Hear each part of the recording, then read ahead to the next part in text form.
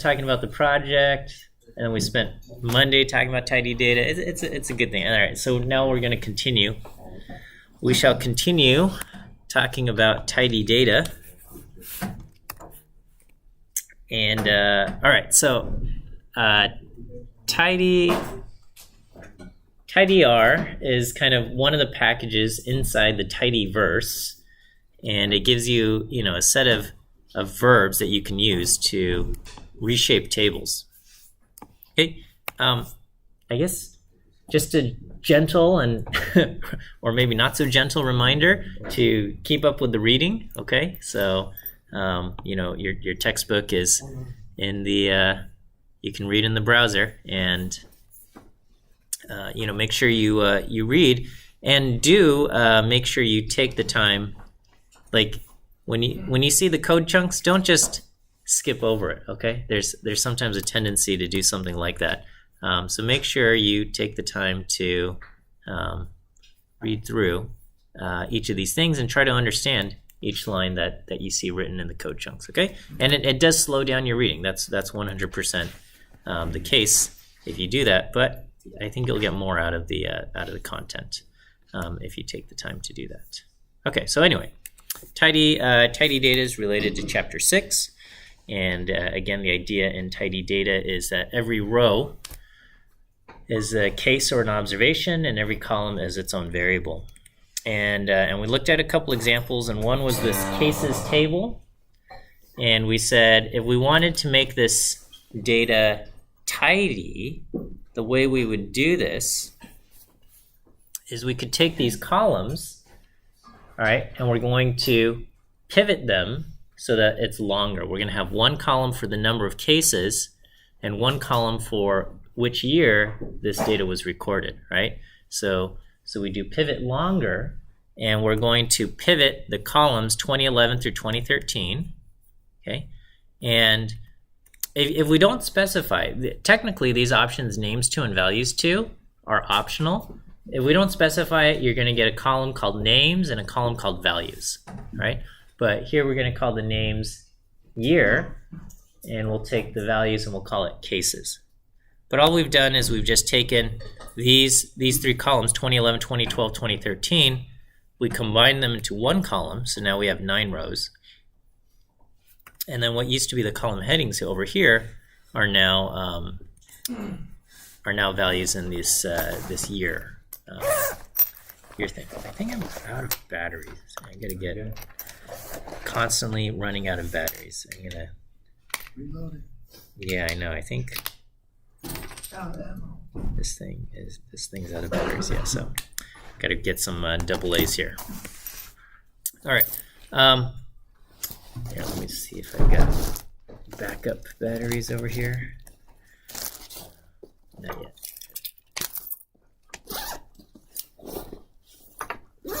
Okay. So this is the command you would write. Data, you specify the table that you're working in. Because it's the first argument, you can also take previous results and pipe it into pivot longer, and then you wouldn't have to specify the data argument, right? So you could take other, say, you could start off with a data set, and then you can filter it down to whatever rows you want, and then you can pipe that into pivot longer, right? And then continue on with your operations. The names and the values to argument, names to and values to argument are optional, and you can specify whatever you want. Don't put spaces in your column names, but it is allowed. It's just not a great thing to do, and so but you can do that.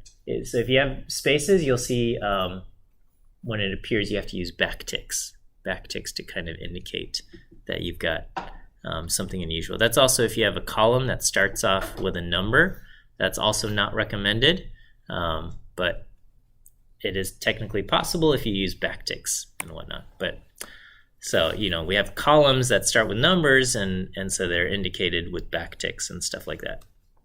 Okay, what do you think would happen if I only pivot the columns 2012 and 2013? So I'm doing pivot longer, and the columns I'm pivoting are only 2012 and 2013. How many rows am I going to get in the resulting table?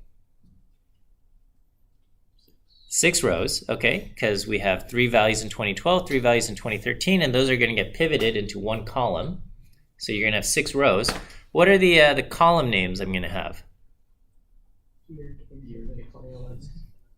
So we'll have year, cases, 2011, so it'll be country, 2011, and then year and cases. So this column 2011, basically anything you don't pivot will get duplicated. So this is what's going to end up happening, okay? So country gets duplicated, right? Because we had,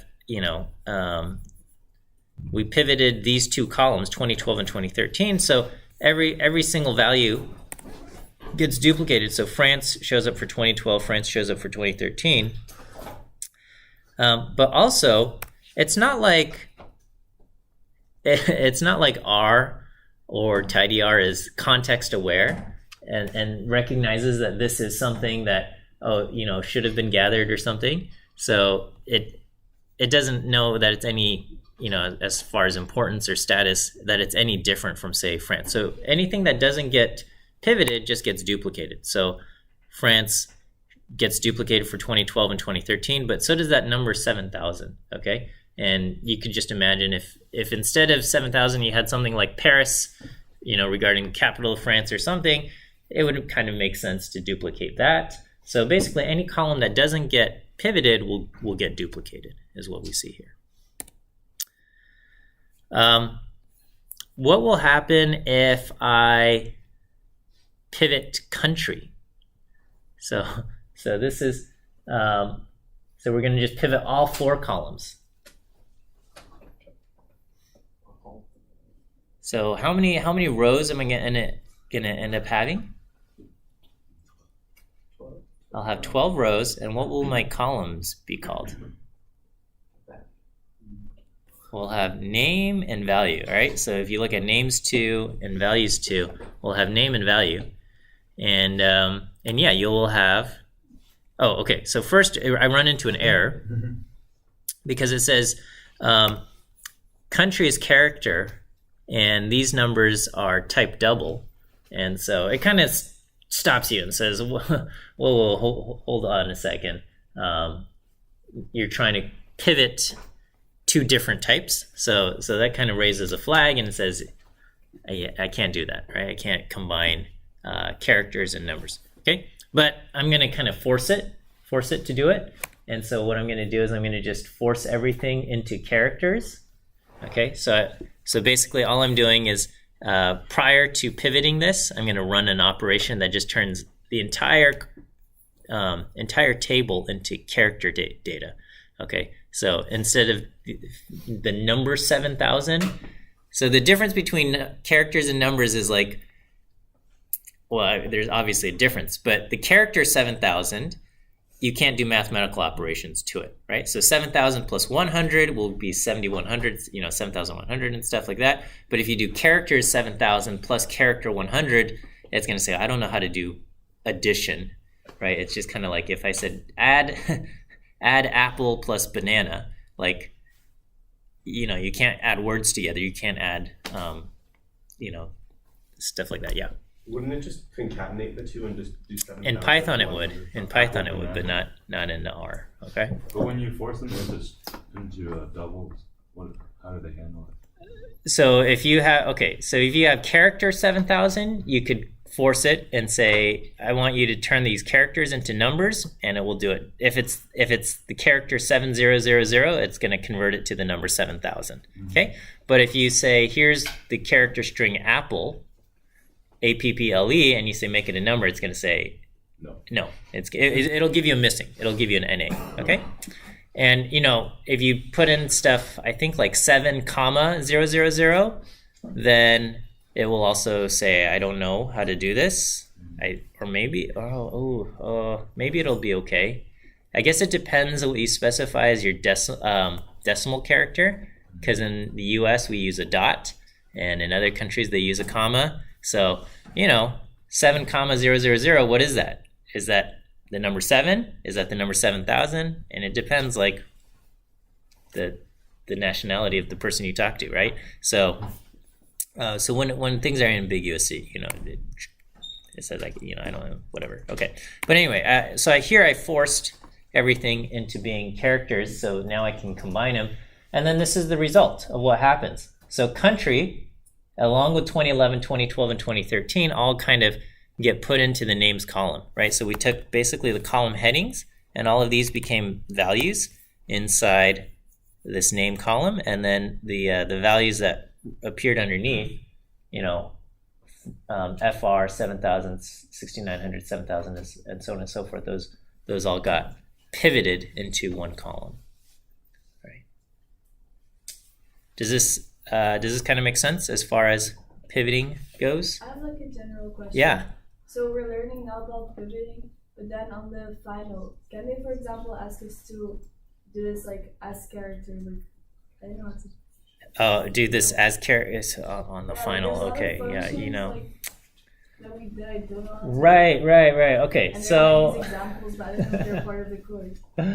are they part of the course? Okay, so yes and no. I mean, so I don't want to call it the final because it's not your final. It's an exam, but It's just the beginning. it's just an exam. So I mean, because technically the university has a definition for what a final is, which is basically like after you do this, you're no longer allowed to drop the class, and that could be a project, it could be an essay, it could be a paper, it could be an exam. So this is not that exam. So even if you take this exam and you do terrible, you'll be allowed to drop it. Whereas if another class said this is your final exam and you did terrible, and you're like, oh, I wish I could drop the class, they're going to say, no, you took the final, you're not allowed to. So it's not a final, but it'll be an exam.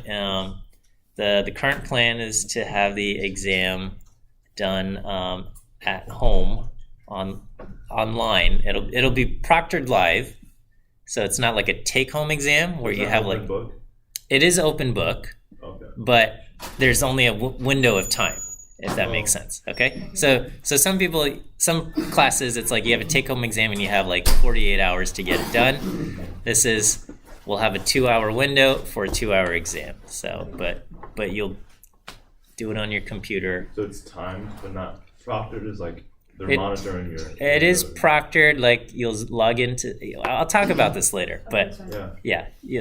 so you'll log into Zoom, and you'll have your camera on, and that's just to kind of make sure it's not like you're having a group exam test. party, okay? All right, because I don't want that. All right. But So- yes, open book.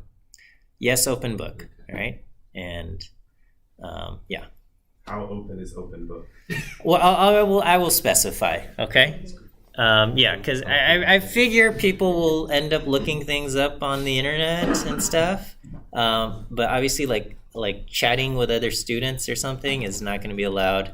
So, but we'll talk. Okay. So anyway.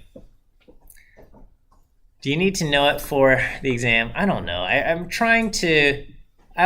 When I write an exam, and that's always a challenge in the job, is writing a good exam. I try to put material that is fair to ask on the exam, and of course, there's always disagreement over what was a fair question. So that's. But I do try. Okay. All right. Here's the opposite thing. So here is our data, and this time we might want to pivot wider. Okay, we might want to pivot wider. So we're going to take the values that are currently in this column amount, and we want to spread them across two columns. We want to pivot them wider so that we're going to get one column for large and one column for small. So the operation here, okay, so this is what it looks like, and what we want to do is we want to turn it into this. Okay, so this is what we have in mind, and how would we write the command to do this, right? So we've got,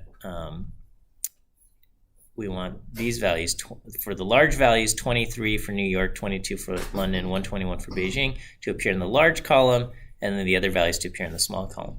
So to do that, we're going to call pivot wider, and we say the names come from this column size, so the names will be the new column headings. So we're going to get a column heading for large, column heading for small, and then the values come from that column called amount.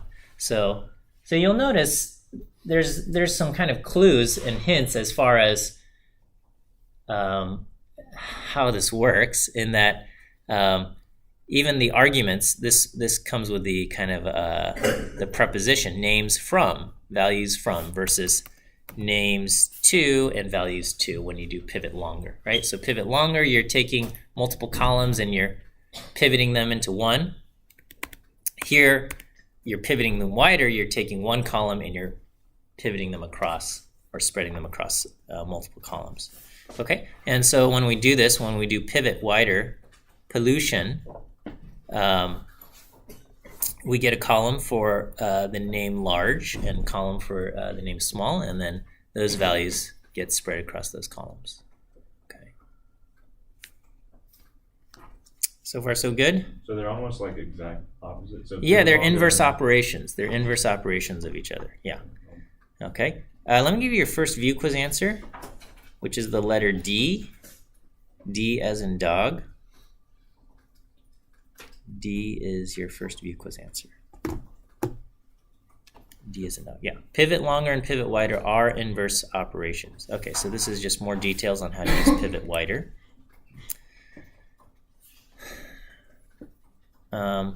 Okay, so pivot wider, what it will try to do is it will try to combine rows that it can combine. Okay, so if it notices, you know, the other values are no longer unique, it'll combine those rows. Okay, if they're unique, it keeps them the same. Okay, so for example, what if in the recording of names somebody records New York City as NYC? Okay, and so what if I pivot this wider? What am I going to end up having? How many rows will I end up having? What's that? 4. I'll have 4 rows. I'll have basically a row for each unique city. Okay, so I'll have a row for Beijing, a row for London, a row for New Space York, and a row for NYC. Okay, but actually in the order: NYC first, and New York, then London, then Beijing.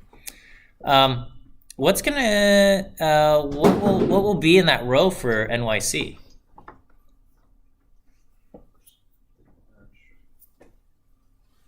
So we have a column for small and we have a column for large, and what we end up with missing values for the columns where we don't have things, right? So NYC, we have a value for large and it's 23, but we don't have a value for NYC small. For New York, we have a value for small but nothing for large. Okay, so you end up with a missing value over here and a missing value over here. Okay, and so this would be kind of an indicator, like, oh, you see, kind of all these missing values. You go, oh, is this what I wanted? Should I have combined some of these rows or something like that? So this would be kind of an indicator that, oh yeah, you know what, we need to have some kind of consistent form of how we name our cities, right? Just like with the United States, how should it be named? And depending on what data set, you might see US abbreviated as US or USA or United States or United States of America, or or whatever. If it's from another country, it might be called something else, right? When you perhaps this is what you want, right? So perhaps you do have unique cities. Maybe it wasn't New York, it was something else, Los Angeles or something. And for Los Angeles, you did only have a number measured for large and you didn't have anything measured for small. What you can do is, if you don't want NAs, you can also choose a fill value, like 0 or something like that. Now, you have to be careful, and you have to ask, is it truly 0? Like, if we didn't get a number recorded, is the number actually 0? Or is it something different, right? So it's kind of just like, oh, okay, write down everybody's, their income or something, okay? And you might not have recorded someone's income. Does that mean their income is zero? Probably not, okay? It just means you don't know. And so in cases where it's not going to be zero and you just don't know, I would say it's better to leave it as an NA rather than to put in zero, because as soon as you put in zero, what's going to happen? You ask, what's the average? What's the average of large? You put in that zero, it's going to artificially bring your number down, okay? Things like that, yeah. If you do ask for the average, will it just ignore the NA? So if you ask for the average and there's an NA, it'll the default thing it'll do is it will tell you NA. It says you're asking me for the average and you don't know all the values, so I can't give you the average. So you have to explicitly say, give me the average of the values we do have, and that's by you specify na.rm equals true. So I think I have an example somewhere, and that I would say you should know. Okay, na.rm is true. I know how to do that. Yeah. Would R have a problem if you were to specify like a different data type in values field? Yes. So with R, the columns have to be of one data type. So if you got numbers, everything in there has to be a number. And if you got characters, it should be characters or something. Yeah.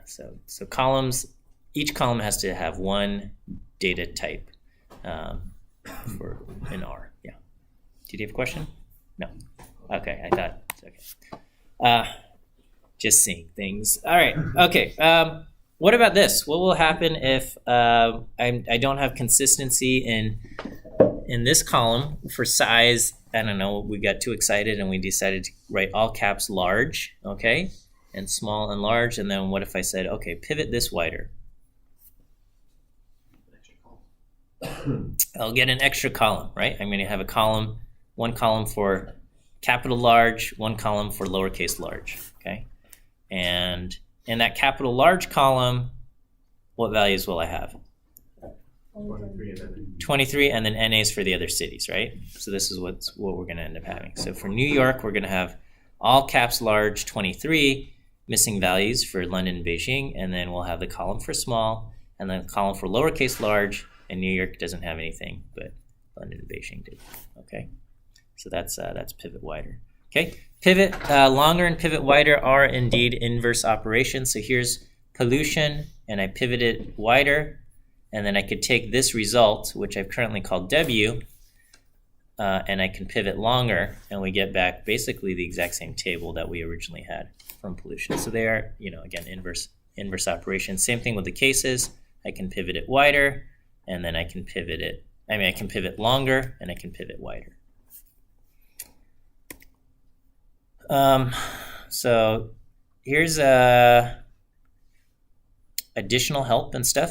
So like how to, one thing, so you're in my class, so I'm teaching you all of this stuff, okay? But I'm not going to be able to teach you everything, and you're going to have to be able to, like, in the future, someone's going to develop a package, someone's going to develop new stuff, or they're probably going to expand what you can do. How do you teach yourself? How do you learn, right?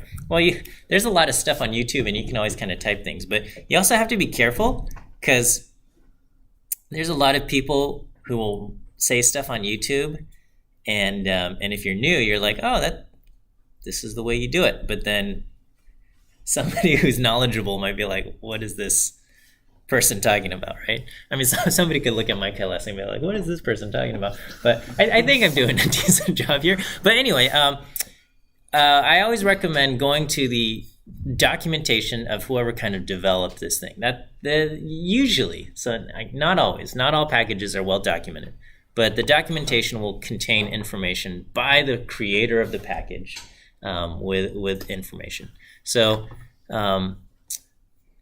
in this class, we look at a lot of things from the tidyverse. So pretty much, tidyverse, look up tidyverse, and there's a whole bunch of stuff.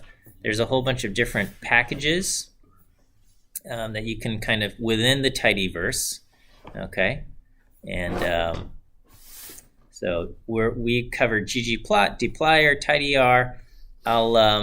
we'll do a little bit of readr, but there's a whole bunch more stuff. Okay, we've talked about tibbles, but yeah, we won't get into per or forcats or stringer. Stringer is actually really great. I cover it a little bit in 102A, but forcats is they drew cats, but it's basically for categorical variables or factors, and it's also an anagram of factors and stuff. And then per is for functional programming. But anyway, all of these things, the tidyverse is very well documented. And so anytime you're like, oh, how do I do something?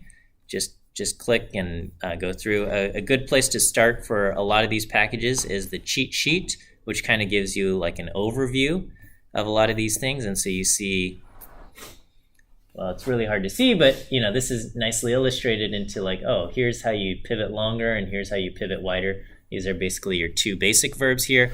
There's a whole bunch of other stuff as far as tidyr goes that you can do, talking about splitting cells and things like this, and there's uniting and separating. How do I zoom in on this? I can't. I have to download and open this file. Okay, so I just spent our lecture talking about pivot longer and pivot wider, but yeah, there are other operations, and so the cheat sheets often give you a good overview as far as what it is that you're looking for. So here's a column where the data kind of comes in as text. So this column has 0.7K/19M, 2K/20M, and you want to actually like split that text so it goes into two different columns, right? So sometimes you get data coming in where you have multiple values within a single column or something like that. And so you can do, you can use these operations like separate. So this will give you kind of like what the function name is. Probably still not enough to know how to use it if you've never used it before. And then that's when you go back to the documentation and you say, okay, here we are in tidyr. You click the reference, and then you look up the function that you're trying to work with. In this case, separate. It lists off basically all of the different arguments you can specify. Probably most helpful will be looking at the examples section. Start with the examples and see if you can kind of understand what's happening in the examples, and then figure out how do you apply it to your scenario. Okay. Again, with any kind of class, there's only so much I can give you. A lot of it you're going to have to, like in the future especially, learn how to read documentation to learn how to do stuff. Yes, question?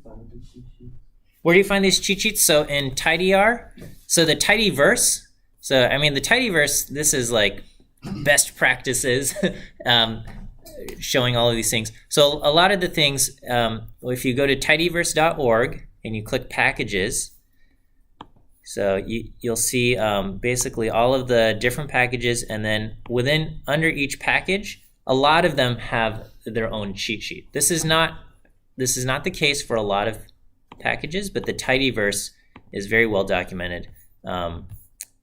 dplyr has a cheat sheet. ggplot has a cheat sheet. tidyr has a cheat sheet. readr, does every single one of these have a cheat sheet? Maybe. I don't know if every single one does. Per does. Tibble does not. but Tibble's pretty simple. Okay, stringr does, and forcats does as well. Okay, so pretty much all of the packages except for Tibble in tidyr comes with a cheat sheet. But anyway, that's I would say that's a good place to start. It gives you kind of an overview of what that package does, and then delve into the documentation on that particular function. Yeah.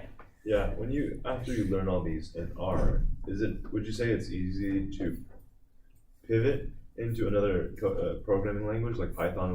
Would they have their own set of the tools like these, group by or something like that? Or yes and no. I don't know. So data science in Python is driven largely with NumPy and pandas, right, and they have similar but different operations from tidyr. So you can pivot data in. So there's a lot of kind of parallel functions that offer the same functionality, but there's also things that are quite unique. So I don't know how to. So it's not easy to just go from R and then like. Yeah, you can't assume everything that we've done in R has an exact equivalent in Python. There's a lot of similar things because I would say these are fairly common operations. The need to pivot your data is fairly common, but I don't know if it's universal. Okay. Let me give you your second view quiz answer, which is the letter D. D as in dog. D as in dog. All right, so let's look at some applications of where it might be handy to pivot your data. Okay, so remember the Gapminder data, where we had kind of like country information. D as in dog is your second view quiz answer. So this was the Gapminder data where we have like different country information across different years, and we measured life expectancy, population, and GDP per capita. Also keeping in mind that I think they had to make up some of these numbers just because, again, you know, the names of the countries haven't been the same from 1952 to 2007 or whatever this data was collected, right? You know, a striking example being things like Germany, you know, at one point was divided and is now reunited, and things like that, right? So and probably a decade from now there will probably be different changes to countries and things like that, right? So what is the the most, well, I don't know, most recent, but you can tell like maps that were older than when certain years, like there's Sudan, and now there's South Sudan, and different countries got renamed and stuff like that. So these are things that you have to have that kind of historical context in mind anytime you're looking at historical data. And again, just to kind of emphasize that, yes, you need some context contextual knowledge to be able to understand your data. I saw some questions on CampusWire about baseball, and I know a lot of you have never watched baseball in your life. It's a great sport, that is. but anyway, but yeah, one of the questions is like, what's the difference between the National League and the American League, and what about this slugging stuff? And if you look into it, one of the things that's different, was different from it was the designated hitter rule, okay? And the context there is pitchers are really bad at batting, and there was I think somebody linked a great video on CampusWire to what this designated hitter rule is all about. But basically in 1973, the American League adopted the designated hitter rule, which basically improved the batting the slugging numbers, because now you have a good batter in place of the pitcher who is traditionally a bad batter, with the exception of like these once in a lifetime players like Babe Ruth, and right now we have Shohei Ohtani, which for baseball fans is an exciting player to watch. But outside of that, you generally don't have a whole lot of, the pitchers aren't generally good at batting. And so the National League, their overall batting or slugging numbers are a little bit lower because you're including a pitcher in that average, okay? Whereas the American League, those numbers are higher because the pitcher whose bat is gone and you're replacing him with a good batter. And you see that shift happen around 1973 in that graphic as well, okay? Now it's a universal designated hitter rule, so that kind of difference will probably disappear again. But if you answer that question with your own guesses and it's not that, would that still be counted as credit? With your own guesses, well, it would be the wrong answer, right? I don't know. Well, I don't know. It says, what do you think? What do Just you asking think? for our opinion. Okay, well, So is see, that a wrong opinion in that sense? I mean, what you thought, it might be reasonable, Yeah. but what you thought was wrong, right? Yeah. It's kind of like asking a child, where do you think the wind comes from? They're like, I see the trees go like this, and if I do that, I feel wind. So maybe the trees are doing this, and that's producing the wind. And you go, it makes sense for a child brain, but that's not correct, right? Actually, I don't even know where the wind comes from, but but that. So I guess it can be appreciated, and we can probably give you some partial points for it, but full credit, I don't think that counts, right? So I don't know. I guess so. Okay. So I read something about the two leagues play in the World Championship, right? Yeah, one. So how do they decide what the role is? Because they had this. It's so during the World Series, teams take turns playing in each other's stadiums, right? So let's say we're the Dodgers versus the Yankees. It's not going to happen this year because the Dodgers got eliminated. Dodgers part of the National League, Yankees part of the American League. Oh, it wouldn't have even mattered with this year's being universal designated hitter rule, but whoever's home field, their rules apply. Okay, so when the American League visits, plays in the stadium that belongs to the National League, they go by the National League rules. And then when they go to the other stadium, it goes by the American League. And then who gets home field advantage, because it's a 7-game series, is going to be who had it's now based on this rule has also changed. It's based on the winner of the All-Star game, I think, right? Is that right? I don't know. Sounds like similar, yeah. Something like that, right? It used to be who had the better record, and then they're like, you know what? Let's make the All-Star game count for something, which is a game between the best. Anyways, this is Doesn't the National League team always have a disadvantage though, because that pitcher has never pitched has never hit batted in their life when the American League guy. It's not that the National League pitchers have batted, whereas the American League pitchers have never batted. Yeah, so when they're in the lineup, they're gonna be bad. Okay, yeah. So they usually have to do a little bit of practice, so if you're a pitcher and you're gonna bat, you'll do a little bit of practice. You're not gonna spend a whole lot of time on it, but you'll do a little bit of practice. Yeah, I'm confused. So American League, they make the pitchers bat, in the National League they don't. No, National League they make the pitchers bat, and I think the Nippon Pacific League or something also makes the pitchers bat. But American League says, pitcher, you don't have to bat. We've got this guy who's good at batting, and he's going to take your spot. Okay, and the person who's the designated hitter doesn't have to play defense. He doesn't, He just comes under the court to bat, and then he's go home. Yeah, it's the field, but yes. Okay, yeah. All he does is bat and run bases, and then that's it. He doesn't go out and try to catch the ball or do any kind of fielding, Okay. which is also another skill. Which, playing defense. Exactly. Okay, so anyway, this is Gapminder. We're not using any TidyR stuff here. I just says filter. We're going to look at U.S., Canada, Mexico.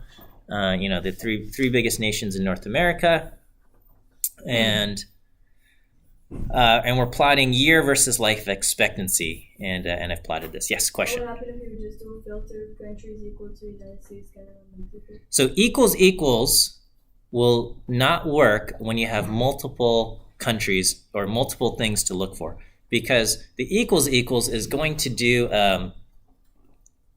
it's going to do first row equal to the United States, yes or no, and if it does, then it includes it. Second row equal to Canada, yes or no. Third row equal to Mexico, yes or no. Fourth row equal to US.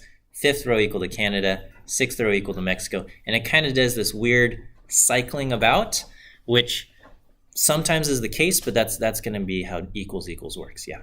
Could you also use the or operator?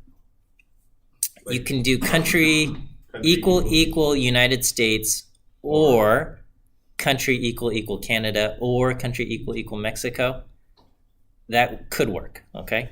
But just know the in operator, okay? The in operator will save you so much trouble, all right? Having a complicated lookup condition is often the source of so many people's problems, right? You're like, oh, okay, I want this or this and this, but not this. Right? You've got the in operator, right? Sorry that you're not familiar with it yet, but you will be. It's a good one to know, okay? So use it. This is how you want to look up multiple things. Yes? What's the not operator in R? Like not in? Can you do that? Not in. Yeah, I think you do not.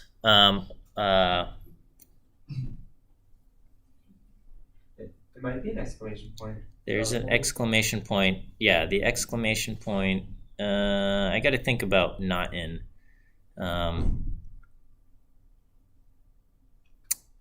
Let me get back to you on the not in.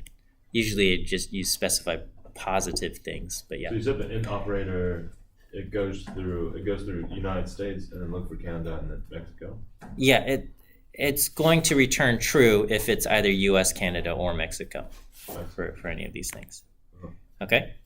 Okay. Here's the same thing, except I'm plotting year versus GDP over capita, and I've added a couple things like the title and one thing. So the default behavior. So you don't have to memorize this, and I looked it up on Google. How do I do this, right? The default behavior is, it reports something like 4E4 or something like this, right? 4 times 10 to the 4th power for like 40,000, especially if you get in like the hundreds of millions, it'll say something like 300 million will be 3E8 to say like 3 followed by 8 zeros, which in a lot of cases is handy to have this shorthand scientific notation, but it's annoying to read sometimes, right? I think it's easier to read 10,000, 20,000, 30,000, 40,000. So you can do this by saying I want commas, and this is how you do that instead. Okay. Okay, so yeah, this is the result of filtering by country in one of these things. And here I'm going to take these columns, life expectancy, population, and GDP per capita, and I'm going to pivot them into one, okay? Because the thing I want to do is I want to create one plot that has both of this information, but I just want one plot. How am I supposed to do this, okay? So I'm going to pivot them, okay? So pivot these 3 columns into one column. So now I have a column called value, and then over here I have a column for name. So now I have Canada 1952, life expectancy, Canada population this, Canada GDP per capita is this in 1952. And so you'll notice, the pivot operation, we went from 36 rows where we had, 12 rows for Canada, 12 rows for the US, and 12 rows for Mexico. Now we have 108 rows, where now I have 3 rows for Canada 1952 and a total of 36 rows for Canada, total of 36 rows for the US, and total 36 rows for Mexico.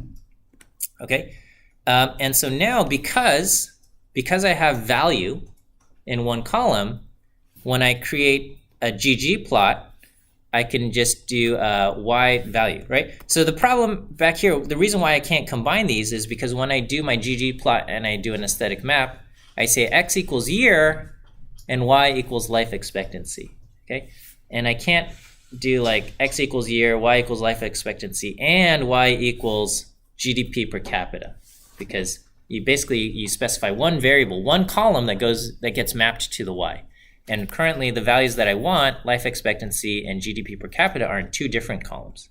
So if I want to do one thing, I pivot it longer so that the life expectancy and the GDP per capita numbers are in one column. And so that column is value, and I'm going to map Y to value. But I don't actually want the population numbers. So notice I have 2 different filter operations. I filtered it, then I pivoted it longer, which gives me the 108 rows. And then from there, I'm going to filter only the rows with life expectancy and GDP per capita, okay? So I don't want population, I only want name being life expectancy or GDP per capita, okay? Does that kind of make sense?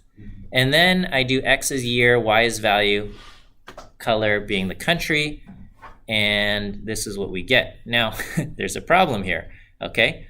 Life expectancy has a max value of like less than 100, right? So, life expectancy being 100 versus GDP per capita is like 10,000, 40,000.